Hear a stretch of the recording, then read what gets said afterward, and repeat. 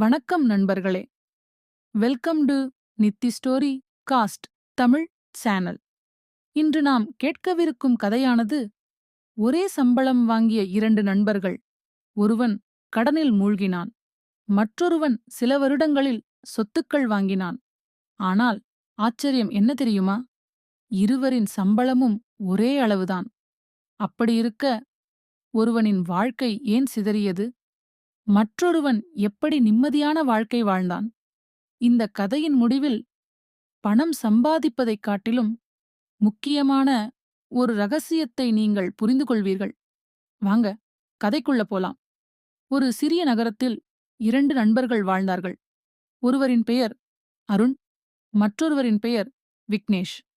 இருவரும் ஒரே கல்லூரியில் படித்தவர்கள். படிப்பு முடிந்ததும் ஒரே நிறுவனத்தில் வேலை கிடைத்தது. அதிர்ஷ்டவசமாக இருவருக்கும் ஒரே மாத சம்பளம்.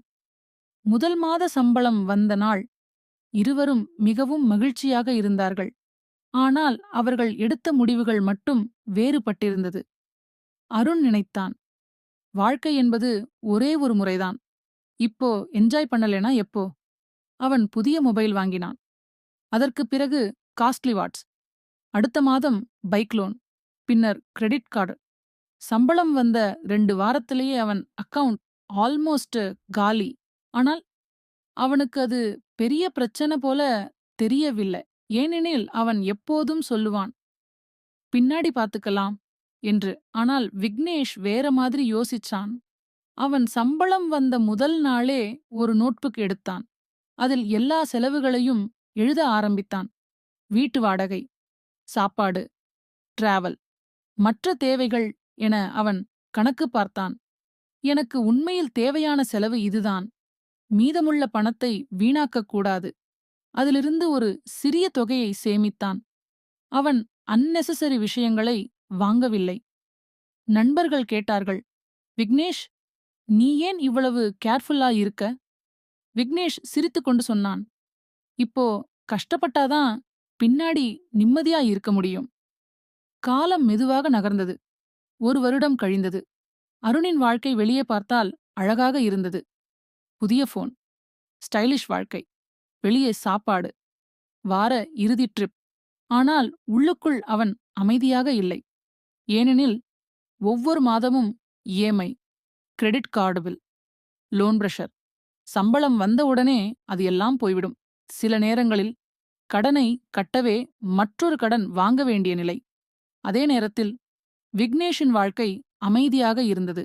ஒவ்வொரு மாதமும் சம்பளம் வந்தவுடனே 5000 ரூபாய் தனியாக சேமிக்க ஆரம்பித்தான்.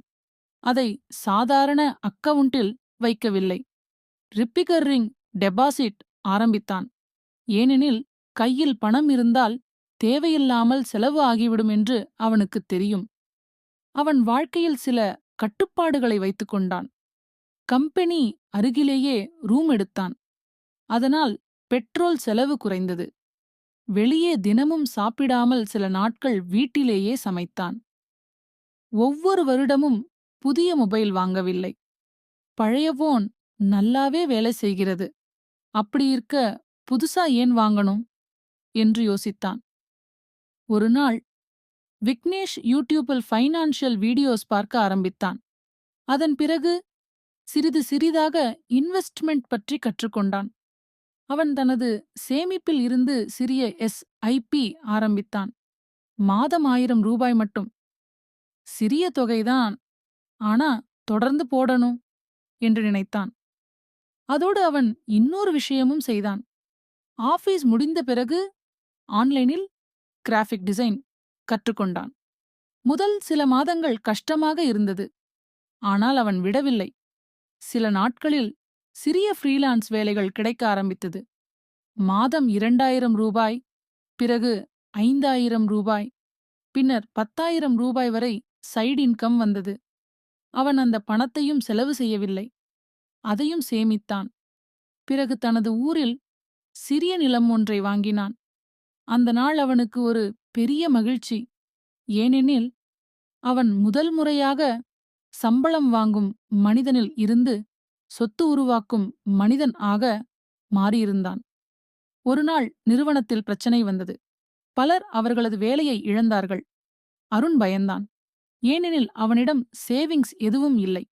வெறும் கடன் மட்டுமே இருந்தது. ஆனால் விக்னேஷ் அமைதியாக இருந்தான்.